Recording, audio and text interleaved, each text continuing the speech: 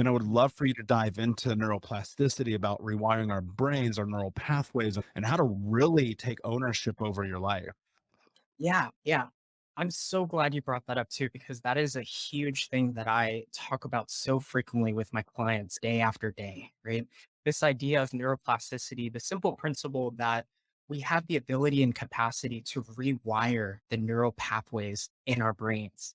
So, to oversimplify a difficult concept, just to make it a little bit easier to understand, there's this region of our brain called the ventral striatum. It's essentially where the pleasure center of our brains are. So as human beings, we are wired to prioritize the things that bring us pleasure and joy at the end of the day. So all the things that people prioritize, money, sex, family, all the different activities and things that we put first in our lives, we base a lot of our lifestyle habits and rhythms and patterns based on pleasure. So one of the key ways to rewire the neural pathways in our brains is to invite opportunities to experience the joy and the pleasure and the satisfaction and gratification of a new, healthier habit and behavior.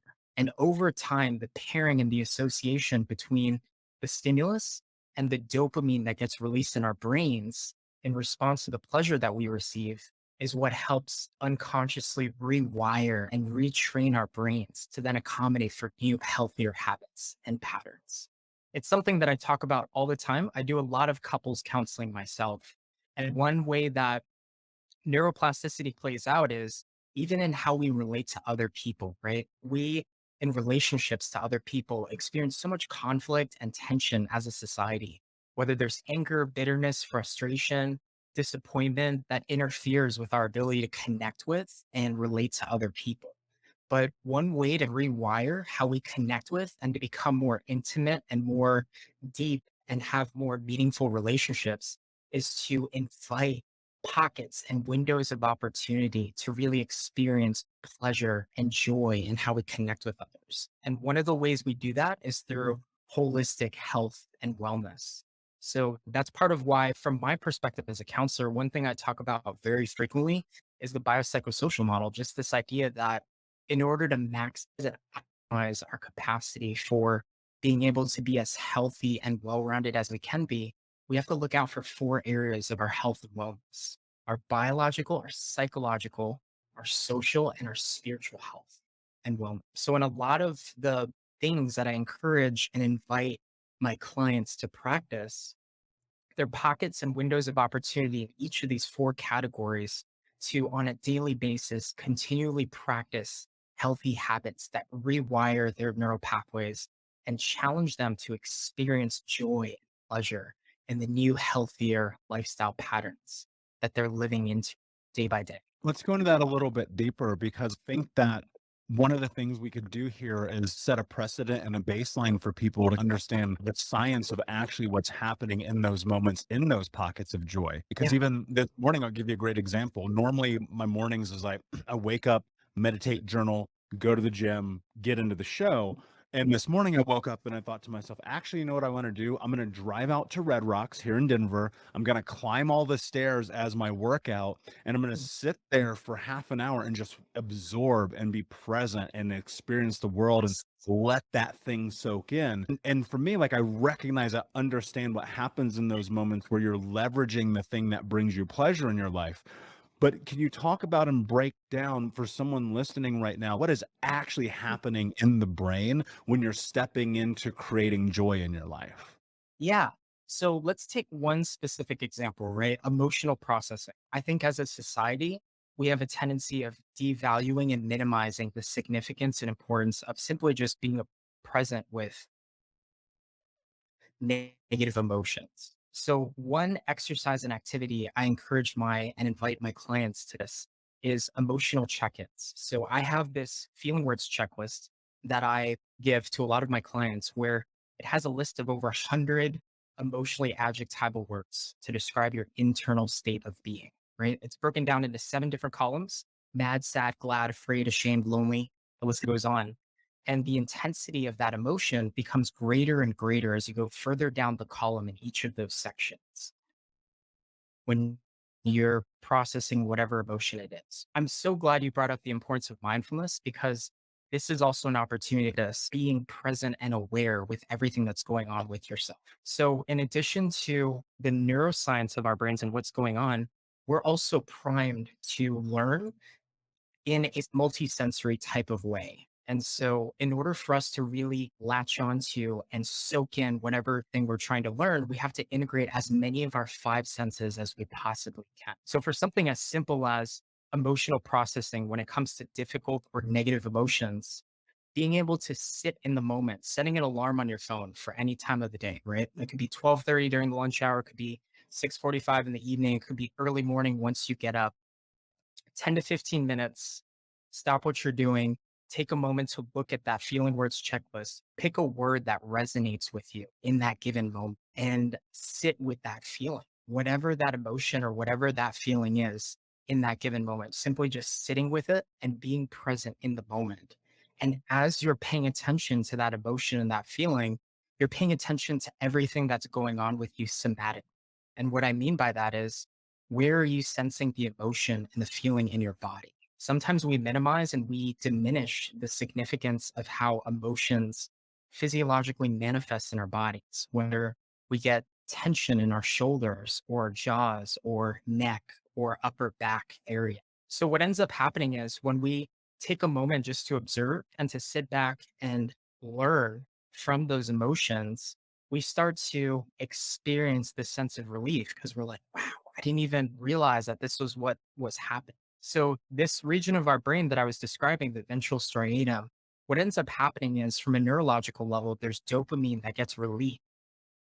And there's this association, this cognitive association that your brain creates once the pleasure and the joy is then received and experienced by you. So, from that experience, even integrating something multisensory as I'm going to pay attention to my body rhythms, I'm going to focus on my breathing, I'm going to focus on how I feel right now, I'm going to verbalize it and speak it out loud. So, it's auditory as well. Being able to integrate multiple senses gives you the opportunity to really soak in that experience and go, wow, okay, in this moment, I'm learning about all these different things that are going on with me. Let me continue to do this because this kind of feels good. And there's a sense of relief that comes with being able to release some of that negative energy, being aware of it, being present with it, not ignoring it, not distracting from it, but just being there in that moment. Hey, what's up, Unbroken Nation? Just want to take a moment and invite you to be my guest at Think Unbroken Conference this November. That's right. Think Unbroken is hosting our Unbroken Con for free. It's 5 days of trauma transformation information with myself, special guests, and even some of the leading experts in trauma education from around the world. For 5 days, we're going to jump into what it means to actually take the steps to be unbroken. All you have to do is register for free at unbrokencon.com. That's unbrokencon.com. That's right. 5 days of trauma transformation information with me, special guests, and some of the world's leading trauma trained experts for free for 5 days this November. More details to come. But in the meantime, go to unbrokencon.com to register, and I'll see you there. One of the things that I really want to dive into here is this idea about emotions, because I agree with you. We do have the ability to retrain our brain. We know about neuroplasticity. We know about this idea of, repetitive usage in the language that we have. We know about all of these things that happen, but sometimes people really leverage emotions to be the thing that often becomes a scapegoat for possibility in their life. One of the things I'm curious about, and you've said this before, is that emotions, they aren't good or bad, and that feelings are signals. What do you mean by that? Well, our brain naturally doesn't want to feel bad. So when we say pain is our motivator, we're trying to get it motivates me to drink and eat and, you know, go shopping so I don't have to think about it. I like to run away from those feelings that I consider bad. And our brain literally categorizes everything into good and bad. It's like, I lose my job. That's bad. I get a raise. That's good.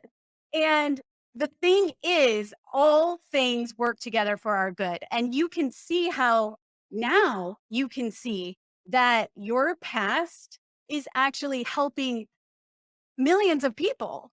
Your goal is to reach internationally around the world. You have big goals of using what appeared to be horrible and painful and what we would categorize as that's that's bad, and you've made good out of it. And so I believe all of us have the opportunity to make every single thing that happens work for us. And I believe the universe is for us. So even when it's seemingly, and that's the key word there, seemingly, because our brain is programmed, fight or flight or rest.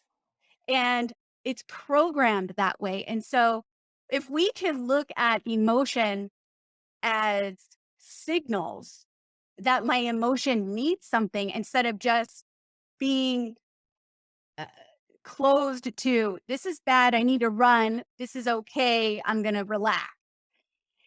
We can actually dive deeper and acknowledge I'm feeling angry right now.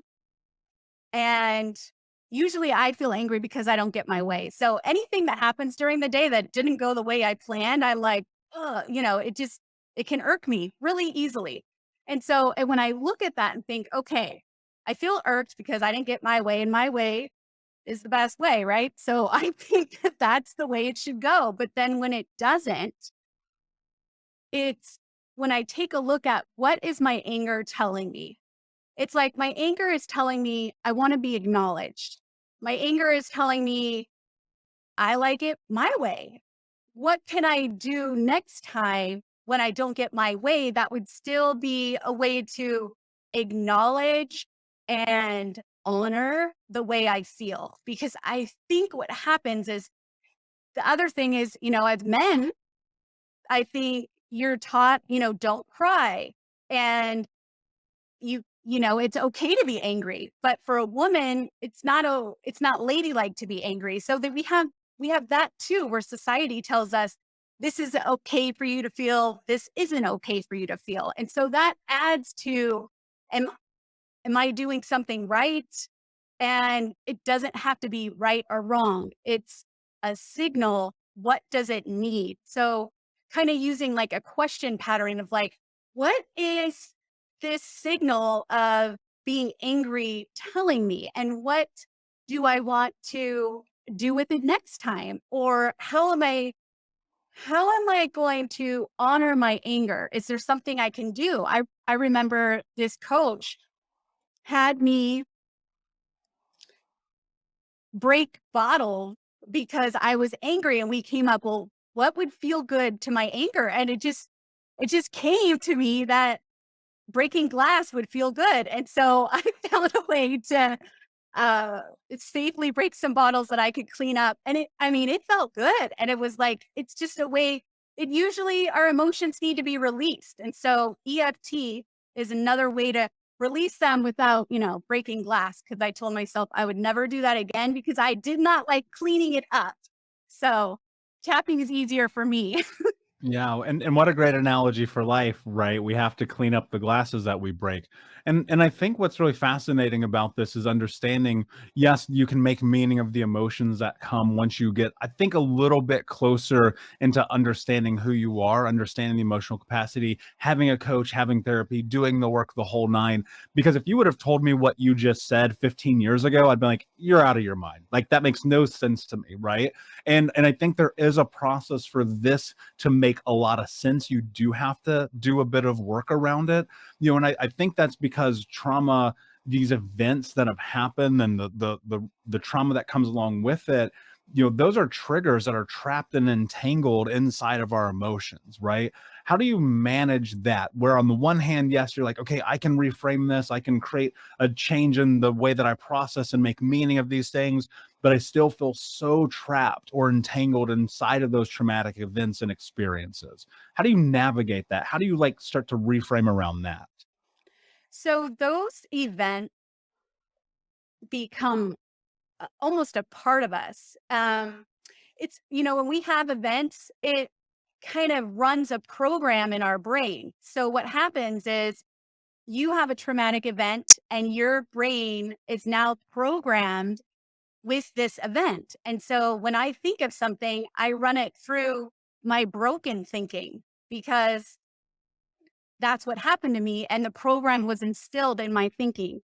And so it's natural for me to run my program of I'm afraid, if I leave my full time job and start my own business, I'm afraid, um, I'm going to be a loser without any money. And it's because of past trauma experiences that are instilled in my brain that when I get a thought or a fear, it runs the program of my broken thinking. And so we have to rewire it to different thinking. And you know, that's why we get help, because a lot of times we can't see our own broken thinking. And that's why we can't do it alone. I don't know anyone who has been able to reprogram their broken thinking alone. We need each other, and that's one of the reasons I'm so passionate about being a coach. I want to pass on what someone passed on to me. I want to teach what tools worked better than anything else. And I want to help people. I want to get the information out there. And that's what I think you're doing with your podcast and your life is that you really want people to know there is a solution. There is hope.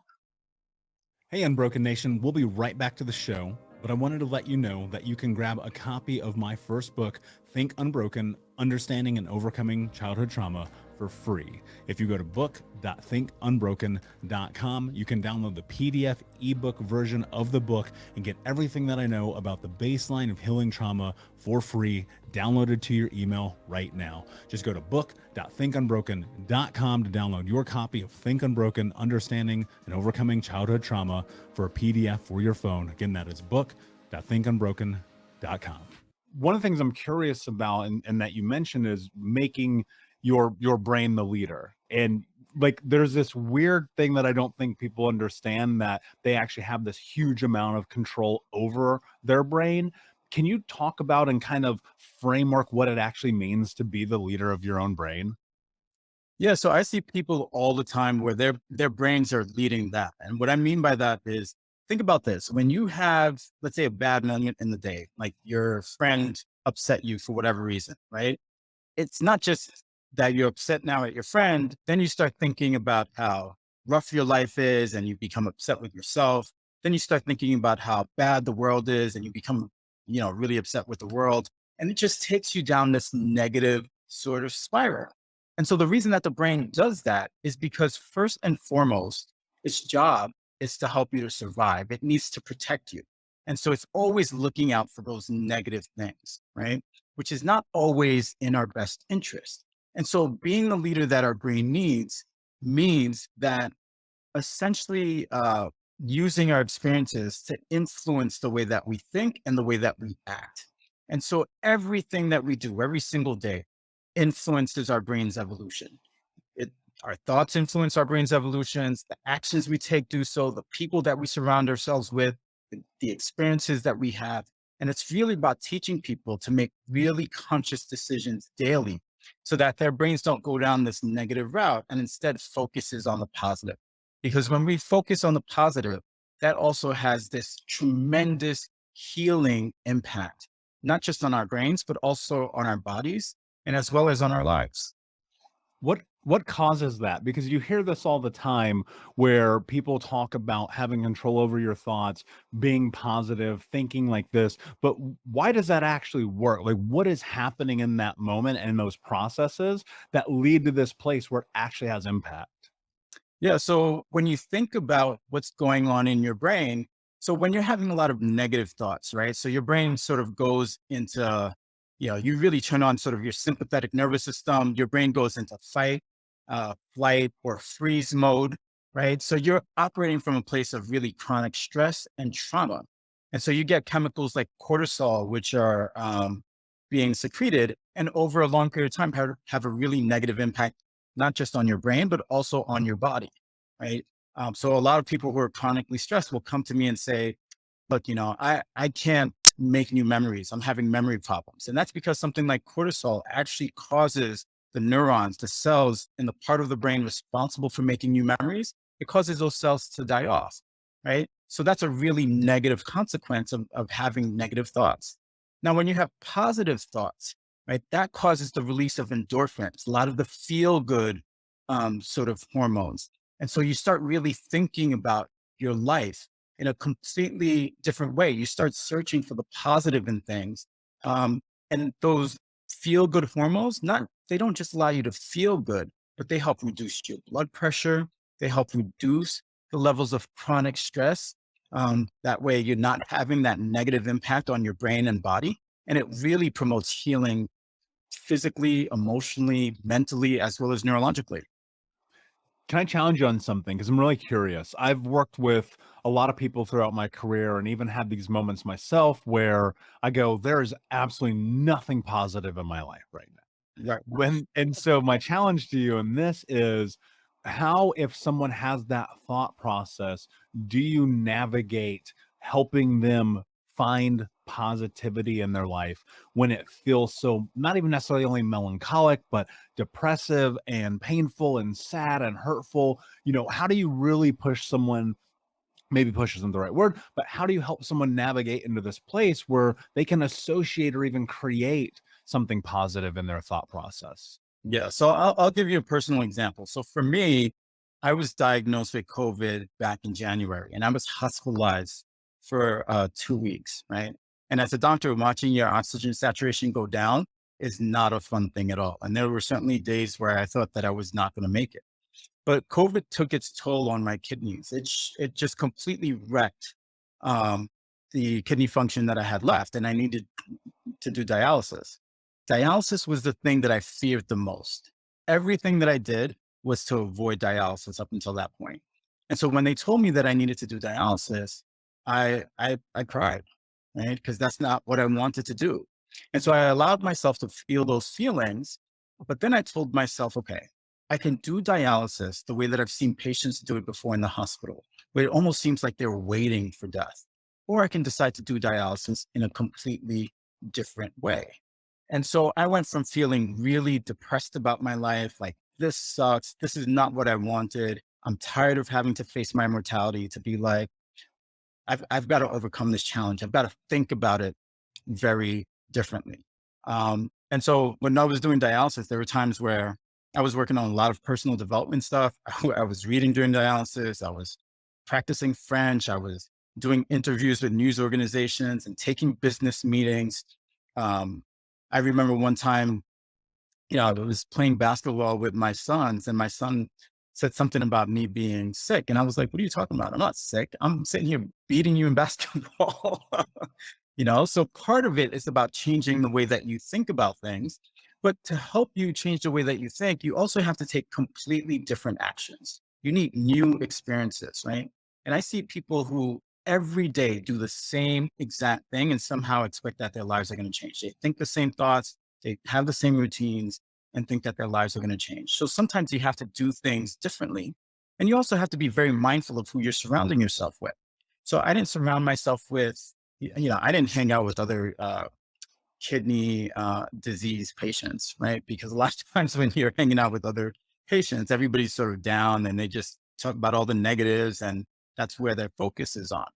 Um, I hung around with people who saw that I was going through a difficult time in my life and acknowledged that and appreciated it, but also who saw the greatness and the opportunity that I had, the opportunity to connect with other people, right? To help people who are in similar situations, and maybe who don't have the same kind of resources that I have. And that when I say resources, it's the mental and neurological resources that I have. So I think it's really about changing the way that you think about things, having completely new experiences, taking different actions, and making sure that you surround yourself with people that are going to help you through these tough moments.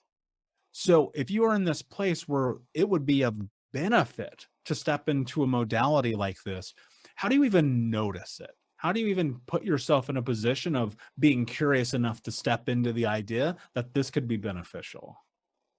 Well, I think the best thing to do is to sometimes see if you recognize the feeling of being driven by something other than the thoughts that you are aware of. I remember always feeling in my life like I was being pushed by something out of my control. There was just this frantic sense of running from life. And I don't know how to describe it other than I was thrashing around. I would harm myself. I would be destructive in relationships. I would binge eat. I would do these things that it felt like some kind of autopilot that I didn't have control over was taking hold of my body. And what I know now is it was an autopilot. It was my nervous system, and it was my fight and flight response, or it was my freeze, my shutdown response. And those are ancient survival mechanisms that are hardwired into our bodies, but we don't understand that. Yes, I want to make different decisions. I want to react differently, but at a very baseline level, we can't until we do the work of healing our nervous system, as simple as maybe practicing breath work or finding a few drills that work for you, or just taking some time trying to read the internal signals that your body is giving you. Even just those little small steps will help your nervous system start to move more into a parasympathetic state, a calm and respond state. And then you can take different actions. But if you have that feeling that you are being driven by something beyond your control, it is likely your nervous system stuck in a state that no longer is serving you. Yeah, exactly. Fight or flight is so real and so informative of where we are in our life. And it's what's really fascinating is even now after doing all this work for over a decade and reading all the books and going to all the seminars, doing all the things, it's still there, right? And it will still, for most of us, I would assume, always be there. But you build these tools, you build these systems to be able to, I don't want to say cope, but navigate through it, right? Because there are days, and yesterday's a perfect example. I remember I literally said aloud, like, I don't feel present in my body. Right. And so that led me to this moment where I was like, oh, okay. What I need to do is I need to go to my journal. I need to meditate. I need to get back into my body because one, we live in a very toxic and stressful time. So you parlay these two things on top of COVID, on top of, elections, on top of all of these things. And it's no wonder we are all out of sorts at this moment. Right. And I felt this journey in this place of being willing to step into healing, right? Often, and look, I recognize this isn't always the case scenario, but it is way more comfortable to be within the context of the chaos of what I call the vortex, that place where you're not showing up, where you're hurting yourself, where you're binging, where my scenario being overweight and smoking 2 packs of cigarettes a day is way easier than pushing yourself into being better. So how do you do that, right? You come from this place of understanding the abuse has laid down the tracks that put you in this position of depression and self-harm and all these other things. How do you push yourself into healing? Because I do think that there is a little bit of centrifugal force that is necessary to get you there. Hmm. Yes. So, a couple things. I've listened to your podcast, and I know you're a big believer in the morning routine.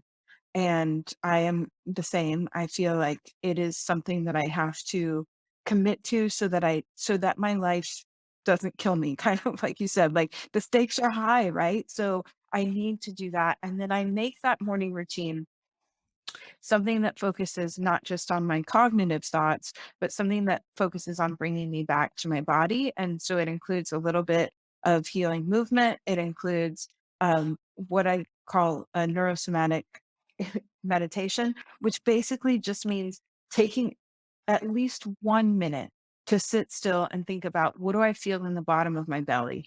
What do I feel in the center of my chest? What do I feel in my throat? Can I feel the sensations on my hands? Can I feel the bottom of my foot? Can I feel like the space that my foot takes up in space? And just spending a minute coming into my body so that I'm starting to develop a skill of interoception, which is just your brain's ability to read the signals that your body is sending you. And that those signals are given to you by one of your most important nerves, which is your vagus nerve, which is a really important nerve in self-regulation and getting you out of a high reactive emotional state. It sets all of the autonomic functions of your body, like your heart rate, your breathing, your digestion. And so just taking a minute to try to feel as many sensations as you can on the inside of your body is actually training for your vagus nerve. You're actually making that nerve stronger and upregulating it. And then that is going to, over time, have huge benefits because that nerve is so important in controlling our automatic responses. So for me, I think a minimum effective dose is really important. Like, how much will I set up in my morning routine that I will actually do? And so finding that sweet spot of the right amount of work in the morning to not be so overwhelming that it only lasts for a week or two, but something that's really sustainable and then gradually building on that over time. Maybe I start with 1 minute and then I take it to 2 minutes and then 3 months later, I take it to 5 minutes so that I'm starting to see some of the benefits from the work as well as I'm gradually increasing that amount of time of training my nervous system. But it keeps me wanting to do it. Yeah. And I think that is a really important key point, because so often we are measuring ourselves against do the yoga, do the meditation, do the journaling, do the visualization, do the no coffee, only the tea, and then don't do anything, and then blah blah blah. And you're like, okay, hold the fuck up. Let me just do what I need to do to take care of myself in this moment. But Yeah. there's lead up to that, right? So what's the lead up for you, Elizabeth? Because I think that it's really easy to, when you've been in it for a while, kind of go, yes, this is my routine. This is what I do. I have an understanding of it. But in the infancy, for lack of a better term, of your healing journey and getting to this place that you are now, what was that like? Because my reflection on it was being very difficult and tedious at times, and really needing to double down on the idea that I knew there was a light at the end of this tunnel of some sorts. Yeah, I think that is a really great question. And some of the things that I did to help get me here are, one, I invested in myself and I got some help with other coaches or therapists, or joining a group that is working on healing together. I think that it's important to get help and support where you need it until you can make these things more baked in, because I don't think I could have done it alone. I don't think I could have done it just relying on myself. Community is really important to me. And so that was one of the ways that I began to cultivate this routine, was doing it with others. And then I also think that it's really important to assess and reassess everything that you do, because everybody's nervous system is very different and everybody responds differently to different things. And we have different trauma in our past. So as I was embarking on this journey and trying to see what would work for me, I worked with a bunch of different people. I took a bunch of different applied neuro courses and applied different things to myself. And then I always tested, do I feel better or do I feel worse after doing this? And I kept notes about it, and I started to really see, what are my most high payoff activities? Is it these certain drills? Is it a respiration activity? Is it taking a bath? Is it going for a walk? Like, what really helps me? Because sometimes sitting in meditation with your eyes closed when you're in a state of hypervigilance just pushes you into more panic. Not everybody responds the same to everything. And so if you feel all of this internal resistance to doing something, maybe listen to that. And maybe that's not the thing that you're supposed to do. Maybe your body is telling you it wants something else entirely. And so beginning to trust my body a little bit and trust my instincts, and ask it, what do you need, body? Like, sometimes I will really sit there and put my hand on my chest and close my eyes and ask my body, how do you want me to be with you right now? And look for the answers there, because nobody knows better than you do. We'll be right back to the show, my friend, but I wanted to let you know about our brand new podcast community for Think Unbroken podcast. I know that for so many trauma survivors like myself, for the longest time, I felt alone, like nobody got it, nobody understood, and that I was just going to have to figure this out on my own. But that's not true. And the reason why we created our brand new Think Unbroken Academy podcast community is so that we can bring all the members of the Unbroken Nation together in a place where we can can learn, grow, heal, change, and transform our trauma into triumph. I would love to have you come and be a part of the brand new community. Just check out thinkunbrokenacademy.com or click the link in the podcast description. And I cannot wait to see you there, my friend. Again, just head over to thinkunbrokenacademy.com. And until then, be unbroken. Thank you so much for listening to Think Unbroken. Please share this episode with someone who could use it and help us move forward in our mission of ending generational trauma in our lifetime. And if you would, please take 5 seconds to pop on iTunes or Spotify, hit that 5-star, leave a review, and you can also reach out to us on social at Michael Unbroken or at Think Unbroken. And of course, you can check out our YouTube channel at Think Unbroken. Thank you for being a part of Unbroken Nation, my friends, and until next time, be unbroken.